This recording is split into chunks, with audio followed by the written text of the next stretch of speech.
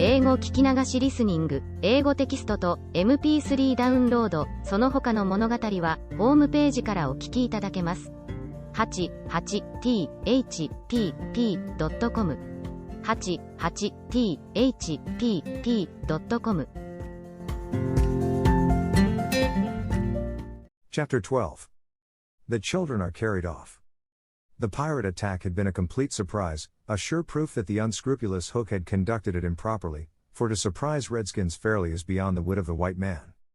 By all the unwritten laws of savage warfare it is always the redskin who attacks, and with the wiliness of his race he does it just before the dawn, at which time he knows the courage of the whites to be at its lowest ebb. The white men have in the meantime made a rude stockade on the summit of yonder undulating ground, at the foot of which a stream runs, for it is destruction to be too far from water. There they await the onslaught, the inexperienced ones clutching their revolvers and treading on twigs, but the old hands sleeping tranquilly until just before the dawn. Through the long black night the savage scouts wriggle, snake-like, among the grass without stirring a blade. The brushwood closes behind them as silently as sand into which a mole has dived. Not a sound is to be heard, save when they give vent to a wonderful imitation of the lonely call of the coyote. The cry is answered by other braves, and some of them do it even better than the coyotes, who are not very good at it. So the chill hours wear on, and the long suspense is horribly trying to the paleface who has to live through it for the first time, but to the trained hand those ghastly calls and still ghastlier silences are but an intimation of how the night is marching. That this was the usual procedure was so well known to Hook that in disregarding it he cannot be excused on the plea of ignorance. The pickaninnies, on their part, trusted implicitly to his honor, and their whole action of the night stands out in marked contrast to his. They left nothing undone that was consistent with the reputation of their tribe.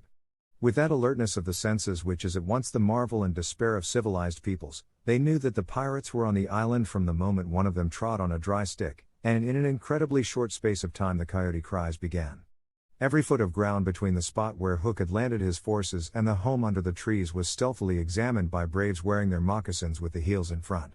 They found only one hillock with a stream at its base, so that Hook had no choice. Here he must establish himself and wait for just before the dawn.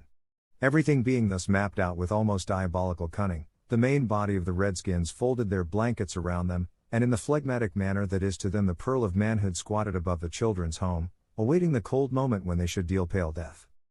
Here dreaming, though wide awake, of the exquisite tortures to which they were to put him at break of day, those confiding savages were found by the treacherous Hook. From the accounts afterward supplied by such of the scouts as escaped the carnage, he does not seem even to have paused at the rising ground, though it is certain that in that grey light he must have seen it. No thought of waiting to be attacked appears from first to last to have visited his subtle mind. He would not even hold off till the night was nearly spent, on he pounded with no policy but to fall to. What could the bewildered scouts do, masters as they were of every warlike artifice save this one, but trot helplessly after him, exposing themselves fatally to view, the while they gave pathetic utterance to the coyote cry. Around the brave Tiger Lily were a dozen of her stoutest warriors, and they suddenly saw the perfidious pirates bearing down upon them. Fell from their eyes then the film through which they had looked at victory. No more would they torture at the stake. For them the happy hunting grounds now. They knew it, but as their father's sons they acquitted themselves. Even then they had time to gather in a phalanx that would have been hard to break had they risen quickly, but this they were forbidden to do by the traditions of their race. It is written that the noble savage must never express surprise in the presence of the white. Thus terrible as the sudden appearance of the pirates must have been to them, they remained stationary for a moment, not a muscle moving, as if the foe had come by invitation. Then, indeed, the tradition gallantly upheld, they seized their weapons, and the air was torn with a war cry, but it was now too late. It is no part of ours to describe what was a massacre rather than a fight. Thus perished many of the flower of the Pickaninny tribe. Not all unavenged did they die, for with lean wolf fell Alf Mason, to disturb the Spanish Main no more. And among others who bit the dust were George Scory, Charles Turley, and the Alsatian Fogarty. Turley fell to the tomahawk of the terrible Panther, who ultimately cut a way through the pirates with Tiger Lily and a small remnant of the tribe. To what extent Hook is to blame for his tactics on this occasion is for the historian to decide. Had he waited on the rising ground till the proper hour he and his men would probably have been butchered, and in judging him it is only fair to take this into account. What he should perhaps have done was to acquaint his opponents that he proposed to follow a new method. On the other hand this, as destroying the element of surprise, would have made his strategy of no avail, so that the whole question is beset with difficulties. One cannot at least withhold a reluctant admiration for the wit that had conceived so bold a scheme, and the fell genius with which it was carried out. What were his own feelings about himself at that triumphant moment? Fain would his dogs have known, as breathing heavily and wiping their cutlasses, they gathered at a discreet distance from his hook, and squinted through their ferret eyes at this extraordinary man. Elation must have been in his heart, but his face did not reflect it, ever a dark and solitary enigma. He stood aloof from his followers in spirit as in substance. The night's work was not yet over, for it was not the redskins he had come out to destroy, they were but the bees to be smoked, so that he should get at the honey. It was Pan he wanted, Pan and Wendy and their band, but chiefly Pan. Peter was such a small boy that one tends to wonder at the man's hatred of him. True, he had flung Hook's arm to the crocodile, but even this and the increased insecurity of life to which it led, owing to the crocodile's pertinacity, hardly account for a vindictiveness so relentless and malignant. The truth is that there was a something about Peter which goaded the pirate captain to frenzy. It was not his courage, it was not his engaging appearance, it was not. There is no beating about the bush, for we know quite well what it was, and I've got to tell. It was Peter's cockiness. This had got on Hook's nerves, it made his iron claw twitch, and at night it disturbed him like an insect. While Peter lived, the tortured man felt that he was a lion in a cage into which a sparrow had come. The question now was how to get down the trees, or how to get his dogs down. He ran his greedy eyes over them, searching for the thinnest ones. They wriggled uncomfortably, for they knew he would not scruple to ram them down with poles. In the meantime, what of the boys? We have seen them at the first clang of weapons, turned as it were into stone figures, open-mouthed, all appealing with outstretched arms to Peter, and we return to them as their mouths close, and their arms fall to their sides. The pandemonium above has ceased almost as suddenly as it arose, passed like a fierce gust of wind, but they know that in the passing it has determined their fate. Which side had won? The pirates, listening avidly at the mouths of the trees, heard the question put by every boy, and alas, they also heard Peter's answer. If the redskins have won, he said, they will beat the tom-tom, it is always their sign of victory. Now Smee had found the tom-tom, and was at that moment sitting on it. You will never hear the tom-tom again, he muttered, but inaudibly of course, for strict silence had been enjoined. To his amazement Hook signed to him to beat the tom-tom, and slowly there came to Smee an understanding of the dreadful wickedness of the order. Never, probably, had this simple man admired Hook so much. Twice Smee beat upon the instrument, and then stopped to listen gleefully. The tom-tom, the miscreants heard Peter cry, an Indian victory. The doomed children answered with a cheer that was music to the black hearts above, and almost immediately they repeated their goodbyes to Peter. This puzzled the pirates, but all their other feelings were swallowed by a base delight that the enemy were about to come up the trees. They smirked at each other and rubbed their hands. Rapidly and silently Hook gave his orders, one man to each tree, and the others to arrange themselves in a line 2 yards apart. Chapter 13. Do you believe in fairies? The more quickly this horror is disposed of the better. The first to emerge from his tree was Curly. He rose out of it into the arms of Checo, who flung him to Smee, who flung him to Starkey, who flung him to Bill Jukes, who flung him to Noodler, and so he was tossed from one to another till he fell at the feet of the black pirate. All the boys were plucked from their trees in this ruthless manner, and several of them were in the air at a time, like bales of goods flung from hand to hand. A different treatment was accorded to Wendy, who came last. With ironical politeness Hook raised his hat to her, and, offering her his arm, escorted her to the spot where the others were being gagged. He did it with such an air, he was so frightfully distingué, that she was too fascinated to cry out. She was only a little girl. Perhaps it is telltale to divulge that for a moment Hook entranced her, and we tell on her only because her slip led to strange results. Had she haughtily unhanded him, and we should have loved to write it of her, she would have been hurled through the air like the others, and then Hook would probably not have been present at the tying of the children, and had he not been at the tying he would not have discovered Slightly's secret, and without the secret he could not presently have made his foul attempt on Peter's life. They were tied to prevent their flying away, doubled up with their knees close to their ears, and for the trussing of them the black pirate had cut a rope into 9 equal pieces. All went well until Slightly's turn came, when he was found to be like those irritating parcels that use up all the string in going round and leave no tags with which to tie a knot. The pirates kicked him in their rage, just as you kick the parcel, though in fairness you should kick the string, and strange to say it was Hook who told them to belay their violence. His lip was curled with malicious triumph. While his dogs were merely sweating because every time they tried to pack the unhappy lad tight in one part he bulged out in another, Hook's mastermind had gone far beneath Slightly's surface, probing not for effects but for causes, and his exultation showed that he had found them. Slightly, white to the gills, knew that Hook had surprised his secret, which was this: that no boy so blown out could use a tree wherein an average man needs stick. Poor Slightly, most wretched of all the children now, for he was in a panic about Peter, bitterly regretted what he had done. Madly addicted to the drinking of water when he was hot, he had swelled in consequence to his present girth, and instead of reducing himself to fit his tree he had, unknown to the others, whittled his tree to make it fit him. Sufficient of this hook guess to persuade him that Peter at last lay at his mercy, but no word of the dark design that now formed in the subterranean caverns of his mind crossed his lips. He merely signed that the captives were to be conveyed to the ship, and that he would be alone. How to convey them? Hunched up in their ropes they might indeed be rolled downhill like barrels, but most of the way lay through a morass. Again Hook's genius surmounted difficulties. He indicated that the little house must be used as a conveyance. The children were flung into it, forced out pirates raised it on their shoulders, the others fell in behind, and singing the hateful pirate chorus the strange procession set off through the wood.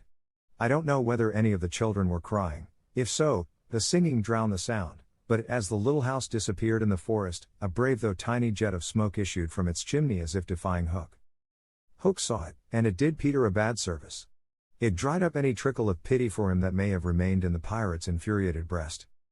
The first thing he did on finding himself alone in the fast-falling night was to tiptoe to Slightly's tree, and make sure that it provided him with a passage.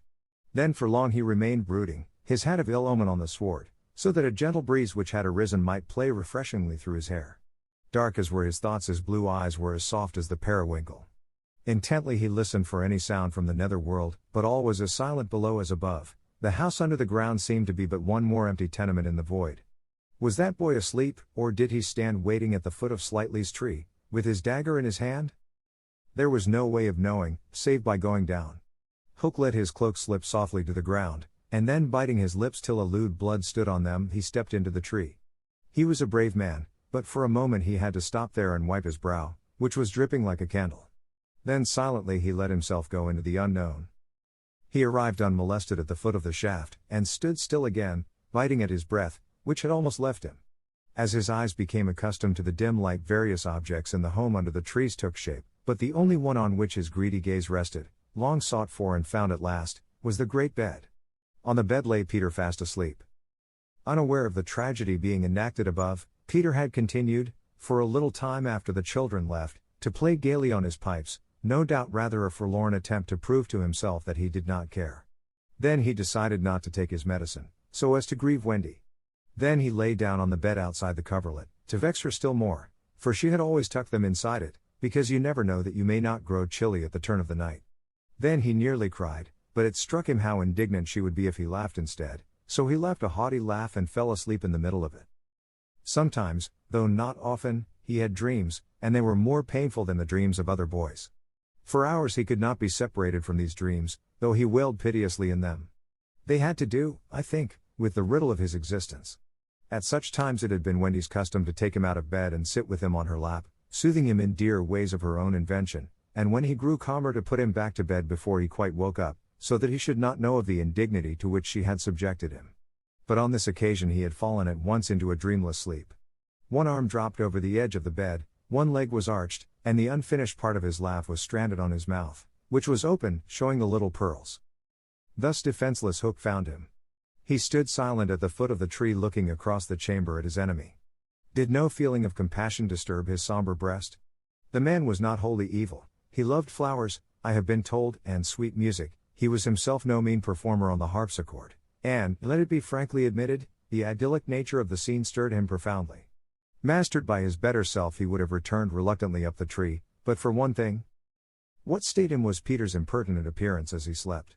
The open mouth, the drooping arm, the arched knee, they were such a personification of cockiness as, taken together, will never again, one may hope, be presented to eyes so sensitive to their offensiveness. They steeled Hook's heart. If his rage had broken him into 100 pieces, every one of them would have disregarded the incident, and leapt at the sleeper. Though a light from the one lamp shone dimly on the bed, Hook stood in darkness himself, and at the first stealthy step forward he discovered an obstacle, the door of Slightly's tree. It did not entirely fill the aperture, and he had been looking over it. Feeling for the catch, he found to his fury that it was low down, beyond his reach. To his disordered brain it seemed then that the irritating quality in Peter's face and figure visibly increased, and he rattled the door and flung himself against it. Was his enemy to escape him after all? But what was that? The red in his eye had caught sight of Peter's medicine standing on a ledge within easy reach. He fathomed what it was straightway, and immediately he knew that the sleeper was in his power. Lest he should be taken alive, Hook always carried about his person a dreadful drug, blended by himself of all the death-dealing rings that had come into his possession. These he had boiled down into a yellow liquid quite unknown to science, which was probably the most virulent poison in existence. 5 drops of this he now added to Peter's cup. His hand shook, but it was in exultation rather than in shame. As he did it he avoided glancing at the sleeper, but not lest pity should unnerve him, merely to avoid spilling. Then one long gloating look he cast upon his victim, and turning, wormed his way with difficulty up the tree. As he emerged at the top he looked the very spirit of evil breaking from its hole. Donning his hat at its most rakish angle, he wound his cloak around him, holding one end in front as if to conceal his person from the night, of which it was the blackest part, and muttering strangely to himself stole away through the trees. Peter slept on. The light guttered and went out, leaving the tenement in darkness, but still he slept. It must have been not less than 10 o'clock by the crocodile, when he suddenly sat up in his bed, wakened by he knew not what. It was a soft cautious tapping on the door of his tree. Soft and cautious, but in that stillness it was sinister. Peter felt for his dagger till his hand gripped it. Then he spoke. "Who is that?"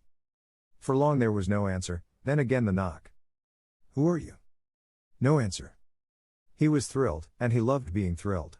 In 2 strides he reached his door. Unlike Slightly's door it filled the aperture, so that he could not see beyond it, nor could the one knocking see him. "I won't open unless you speak," Peter cried. Then at last the visitor spoke, in a lovely bell-like voice. "Let me in, Peter." It was Tink, and quickly he unbarred to her. She flew in excitedly, her face flushed and her dress stained with mud. "What is it?" "Oh, you could never guess," she cried, and offered him 3 guesses. "Out with it," he shouted, and in one ungrammatical sentence, as long as the ribbons conjurers pull from their mouths, she told of the capture of Wendy and the boys. Peter's heart bobbed up and down as he listened. Wendy bound, and on the pirate ship, she who loved everything to be just so. "I'll rescue her," he cried, leaping at his weapons. As he leapt he thought of something he could do to please her. He could take his medicine. His hand closed on the fatal draught. "No!" shrieked Tinker Bell, who had heard Hook muttering about his deed as he sped through the forest. "Why not?" "It is poisoned." "Poisoned? Who could have poisoned it?" "Hook." "Don't be silly. How could Hook have got down here?" Alas, Tinker Bell could not explain this, for even she did not know the dark secret of Slightly's tree. Nevertheless Hook's words had left no room for doubt. The cup was poisoned. "Besides," said Peter, quite believing himself, "I never fell asleep." He raised the cup. No time for words now, time for deeds, and with one of her lightning movements Tink got between his lips and the draught, and drained it to the dregs. "Why, Tink, how dare you drink my medicine?" But she did not answer. Already she was reeling in the air. "What is the matter with you?" cried Peter, suddenly afraid. "It was poison, Peter," she told him softly, "and now I am going to be dead." "Oh Tink, did you drink it to save me?" "Yes." "But why, Tink?" Her wings would scarcely carry her now, but in reply she alighted on his shoulder and gave his chin a loving bite. She whispered in his ear, "You silly ass," and then, tottering to her chamber, lay down on the bed. His head almost filled the 4th wall of her little room as he knelt near her in distress. Every moment her light was growing fainter, and he knew that if it went out she would be no more. She liked his tears so much that she put out her beautiful finger and let them run over it. Her voice was so low that at first he could not make out what she said. Then he made it out. She was saying that she thought she could get well again if children believed in fairies. Peter flung out his arms.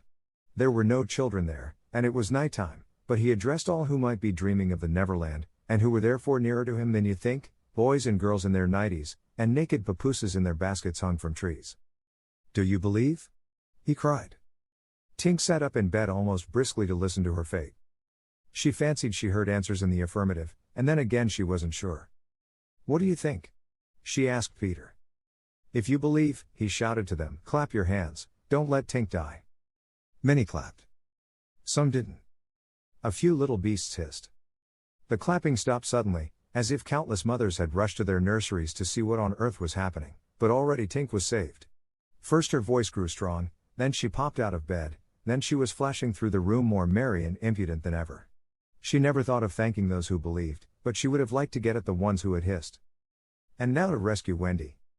The moon was riding in a cloudy heaven when Peter rose from his tree, begirt with weapons and wearing little else, to set out upon his perilous quest. It was not such a night as he would have chosen. He had hoped to fly, keeping not far from the ground so that nothing unwanted should escape his eyes, but in that fitful light to have flown low would have meant trailing his shadow through the trees, thus disturbing the birds and acquainting a watchful foe that he was astir. He regretted now that he had given the birds of the island such strange names that they are very wild and difficult of approach. There was no other course but to press forward in redskin fashion, at which happily he was an adept. But in what direction? For he could not be sure that the children had been taken to the ship. A slight fall of snow had obliterated all footmarks, and a deathly silence pervaded the island, as if for a space nature stood still in horror of the recent carnage. He had taught the children something of the forest lore that he had himself learned from Tiger Lily and Tinker Bell, and knew that in their dire hour they were not likely to forget it. Slightly, if he had an opportunity, would blaze the trees, for instance, Curly would drop seeds, and Wendy would leave her handkerchief at some important place. But morning was needed to search for such guidance, and he could not wait. The upper world had called him, but would give no help. The crocodile passed him, but not another living thing, not a sound, not a movement, and yet he knew well that sudden death might be at the next tree, or stalking him from behind. He swore this terrible oath, hook or me this time. Now he crawled forward like a snake, and again, erect, he darted across a space on which the moonlight played, one finger on his lip and his dagger at the ready. He was frightfully happy. Chapter 14. The Pirate Ship. One green light squinting over Kidd's Creek, which is near the mouth of the Pirate River, marked where the brig, the Jolly Roger, lay, low in the water, a rakish-looking craft foul to the hull, every beam in her detestable like ground strewn with mangled feathers. She was the cannibal of the seas, and scarce needed that watchful eye, for she floated immune in the horror of her name. She was wrapped in the blanket of night, through which no sound from her could have reached the shore. There was little sound, and none agreeable save the whir of the ship's sewing machine at which Smee sat, ever industrious and obliging, the essence of the commonplace, pathetic Smee. I know not why he was so infinitely pathetic, unless it were because he was so pathetically unaware of it, but even strong man had to turn hastily from looking at him, and more than once on summer evenings he had touched the fount of Hook's tears and made it flow. Of this, as of almost everything else, Smee was quite unconscious. A few of the pirates leaned over the bulwarks drinking in the miasma of the night, others sprawled by barrels over games of dice and cards, and the exhausted four who had carried the little house lay prone on the deck, where even in their sleep they rolled skillfully to this side or that out of Hook's reach, lest he should claw them mechanically in passing. Hook trod the deck in thought. Oh man unfathomable! It was his hour of triumph. Peter had been removed forever from his path, and all the other boys were on the brig, about to walk the plank. It was his grimmest deed since the days when he had brought barbecue to heel, and knowing as we do how vain a tabernacle is man, could we be surprised had he now paced the deck unsteadily, bellied out by the winds of his success? But there was no elation in his gait, which kept pace with the action of his somber mind. Hook was profoundly dejected. He was often thus when communing with himself on board ship in the quietude of the night. It was because he was so terribly alone. This inscrutable man never felt more alone than when surrounded by his dogs. They were socially so inferior to him. Hook was not his true name. To reveal who he really was would even at this date set the country in a blaze, but as those who read between the lines must already have guessed, he had been at a famous public school, and its traditions still clung to him like garments, with which indeed they are largely concerned. Thus it was offensive to him even now to board a ship in the same dress in which he grappled her, and he still adhered in his walk to the school's distinguished slouch. But above all he retained the passion for good form.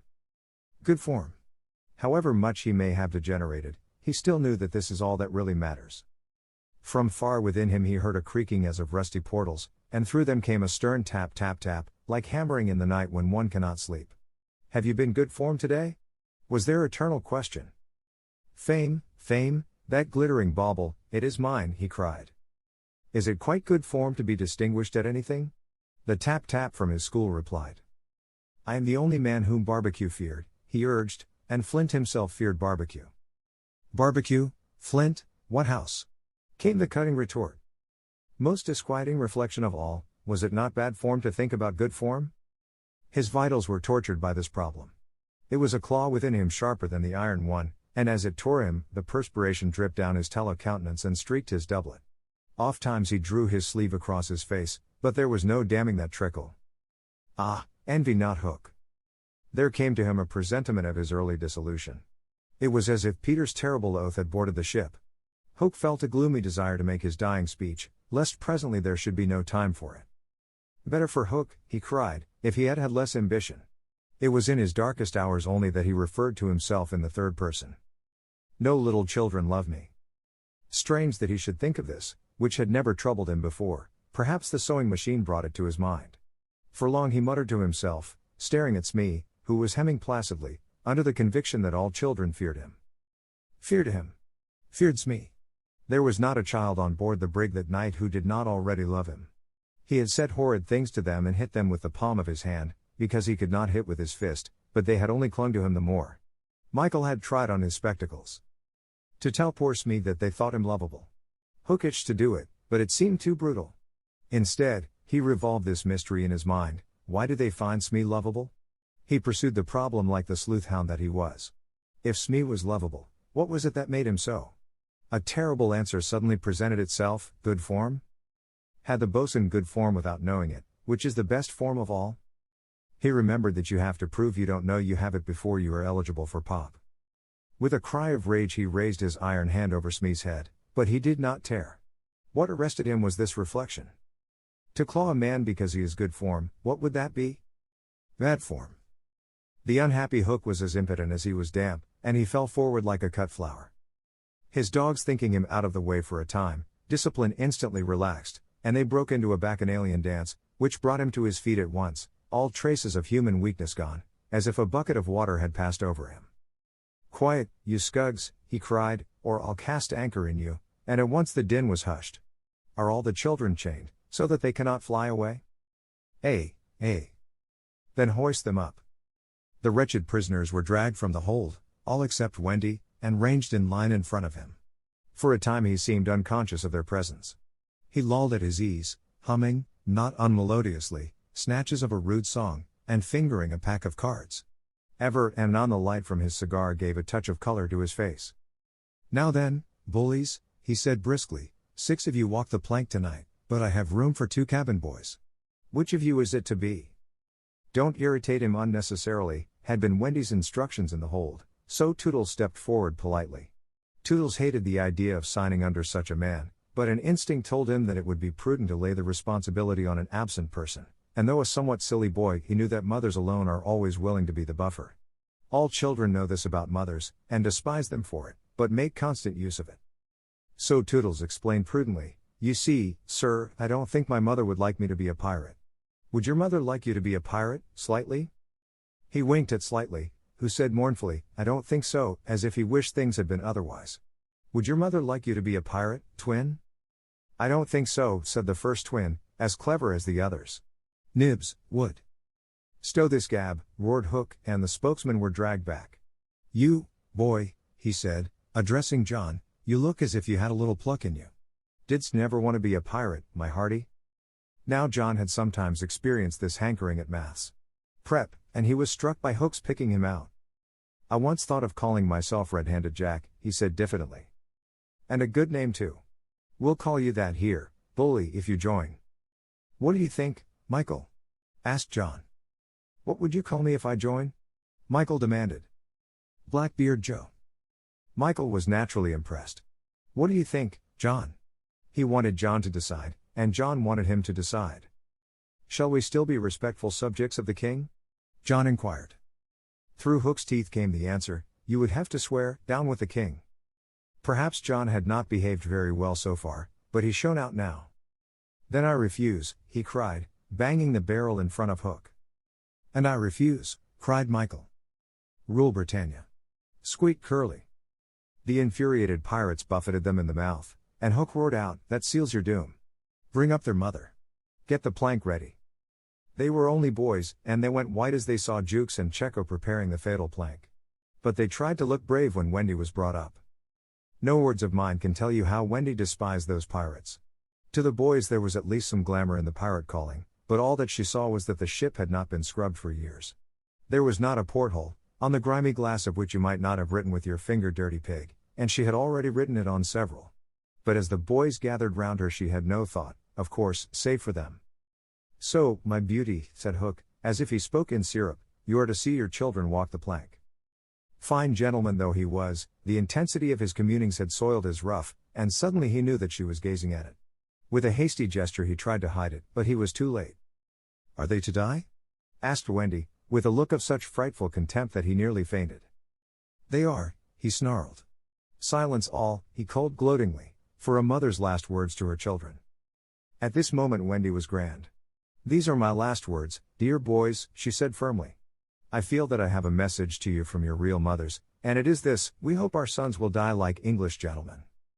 Even the pirates were awed, and Toodles cried out hysterically, I am going to do what my mother hopes. What are you to do, Nibs? What my mother hopes. What are you to do, twin? What my mother hopes. John, what are? But Hook had found his voice again. Tie her up, he shouted. It was Smee who tied her to the mast. See here, honey, he whispered, I'll save you if you promise to be my mother. But not even for Smee would she make such a promise. I would almost rather have no children at all, she said disdainfully. It is sad to know that not a boy was looking at her as Smee tied her to the mast. The eyes of all were on the plank, that last little walk they were about to take. They were no longer able to hope that they would walk it manfully, for the capacity to think had gone from them. They could stare and shiver only. Hook smiled on them with his teeth closed, and took a step toward Wendy. His intention was to turn her face so that she should see the boys walking the plank one by one. But he never reached her, he never heard the cry of anguish he hoped to wring from her. He heard something else instead. It was the terrible tick-tick of the crocodile. They all heard it, pirates, boys, Wendy, and immediately every head was blown in one direction, not to the water whence the sound proceeded, but toward Hook. All knew that what was about to happen concerned him alone, and that from being actors they were suddenly become spectators. Very frightful was it to see the change that came over him. It was as if he had been clipped at every joint. He fell in a little heap. The sound came steadily nearer, and in advance of it came this ghastly thought: the crocodile is about to board the ship. Even the iron claw hung inactive, as if knowing that it was no intrinsic part of what the attacking force wanted. Left so fearfully alone, any other man would have lain with his eyes shut where he fell, but the gigantic brain of Hook was still working, and under its guidance he crawled on his knees along the deck as far from the sound as he could go. The pirates respectfully cleared a passage for him, and it was only when he brought up against the bulwarks that he spoke. Hide me, he cried hoarsely. They gathered round him, all eyes averted from the thing that was coming aboard. They had no thought of fighting it. It was fate. Only when Hook was hidden from them did curiosity loosen the limbs of the boys so that they could rush to the ship's side to see the crocodile climbing it. Then they got the strangest surprise of this night of nights, for it was no crocodile that was coming to their aid. It was Peter. He signed to them not to give vent to any cry of admiration that might rouse suspicion. Then he went on ticking. Chapter 15. Hook or me this time. Odd things happen to all of us on our way through life without our noticing for a time that they have happened. Thus, to take an instance, we suddenly discover that we have been deaf in one ear for we don't know how long, but, say, half an hour. Now such an experience had come that night to Peter. When last we saw him he was stealing across the island with one finger to his lips and his dagger at the ready. He had seen the crocodile pass by without noticing anything peculiar about it, but by and by he remembered that it had not been ticking. At first he thought this eerie, but soon he concluded rightly that the clock had run down. Without giving a thought to what might be the feelings of a fellow creature thus abruptly deprived of its closest companion, Peter at once considered how he could turn the catastrophe to his own use, and he decided to tick so that wild beasts should believe he was the crocodile and let him pass unmolested. He ticked superbly, but with one unforeseen result. The crocodile was among those who heard the sound, and it followed him, though whether with the purpose of regaining what it had lost, or merely as a friend under the belief that it was again ticking itself, will never be certainly known, for, like all slaves to a fixed idea, it was a stupid beast. Peter reached the shore without mishap, and went straight on, his legs encountering the water as if quite unaware that they had entered a new element. Thus many animals pass from land to water, but no other human of whom I know. As he swam he had but one thought: Hook or me this time. He had ticked so long that he now went on ticking without knowing that he was doing it. Had he known he would have stopped, for to board the brig by the help of the tick, though an ingenious idea, had not occurred to him. On the contrary, he thought he had scaled her side as noiseless as a mouse, and he was amazed to see the pirates cowering from him, with Hook in their midst as abject as if he had heard the crocodile. The crocodile. No sooner did Peter remember it than he heard the ticking. At first he thought the sound did come from the crocodile, And he looked behind him swiftly.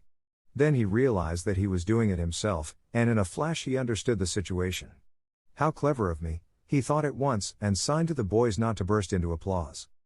It was at this moment that Ed Taint the quartermaster emerged from the forecastle and came along the deck. Now, reader, time what happened by your watch. Peter struck true and deep. John clapped his hands on the ill-fated pirate's mouth to stifle the dying groan. He fell forward. 4 boys caught him to prevent the thud. Peter gave the signal, and the carrion was cast overboard. There was a splash, and then silence. How long has it taken? 1. Slightly had begun to count.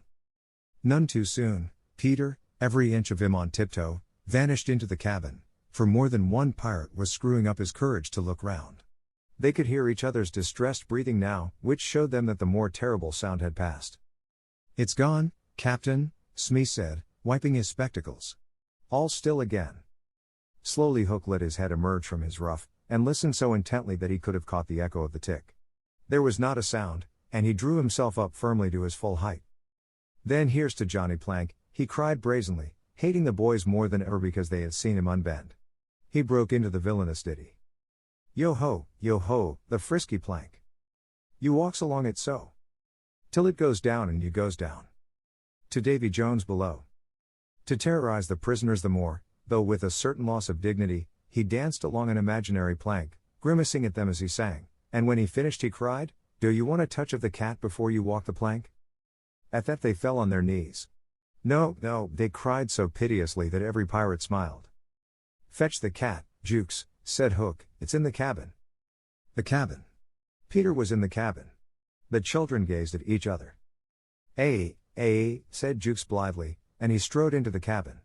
They followed him with their eyes, they scarce knew that Hook had resumed his song, his dogs joining in with him.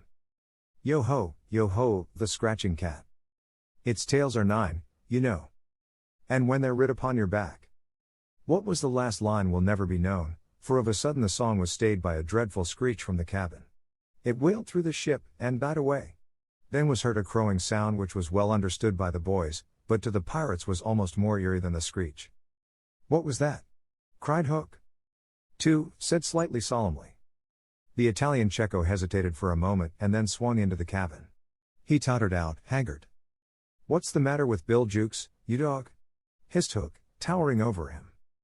The matter why him is he's dead, stabbed, replied Cecco in a hollow voice. Bill Jukes dead? Cried the startled pirates. The cabin's as black as a pit, Cecco said, almost gibbering, but there is something terrible in there, the thing you heard crowing. The exultation of the boys, the lowering looks of the pirates, both were seen by Hook. Cecco, he said in his most steely voice, go back and fetch me out that doodle-doo. Cecco, bravest of the brave, cowered before his captain, crying no, but Hook was purring to his claw. Did you say you would go, Cecco? He said musingly. Cecco went, first flinging up his arms despairingly.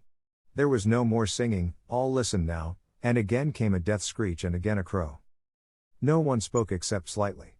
3, he said. Hook rallied his dogs with a gesture.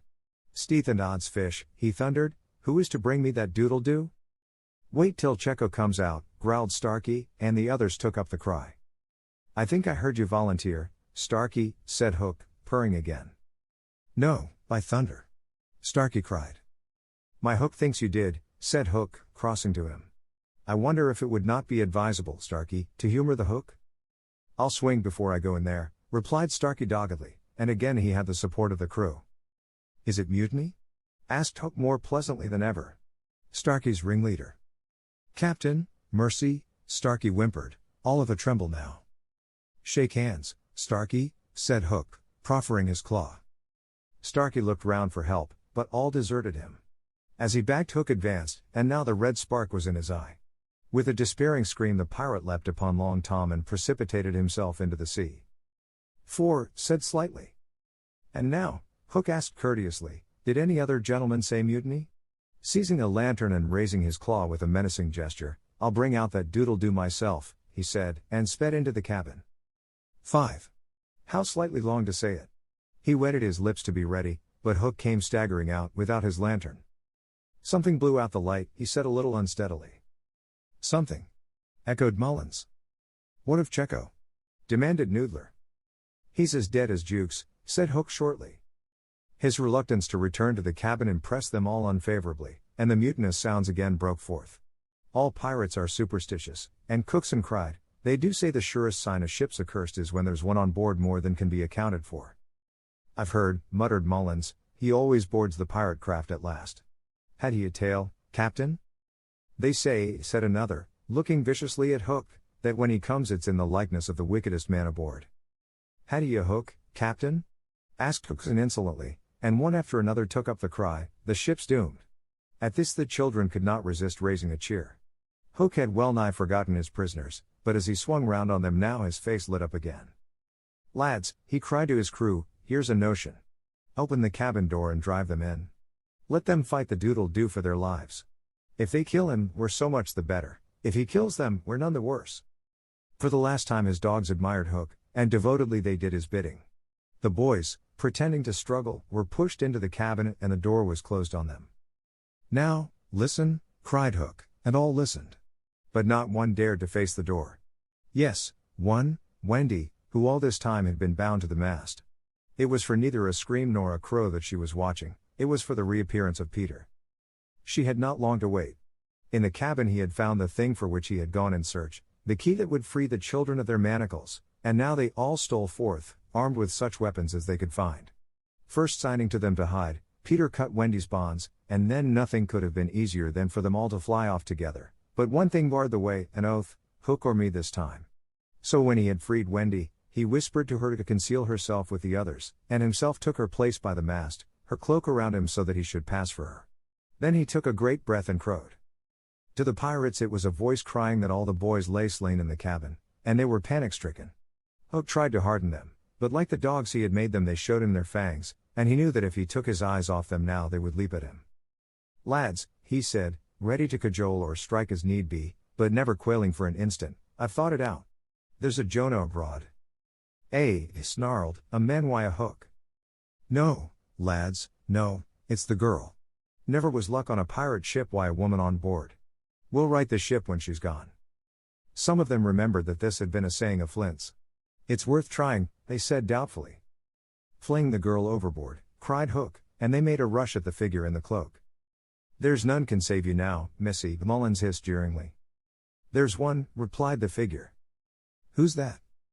"Peter Pan the Avenger," came the terrible answer, and as he spoke Peter flung off his cloak.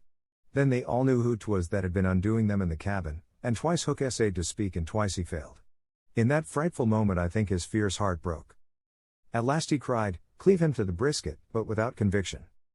"Down, boys," and at them, Peter's voice rang out, and in another moment the clash of arms was resounding through the ship. Had the pirates kept together it is certain that they would have won, but the onset came when they were all unstrung, and they ran hither and thither, striking wildly, each thinking himself the last survivor of the crew. Man to man they were the stronger, but they fought on the defensive only, which enabled the boys to hunt in pairs and choose their quarry.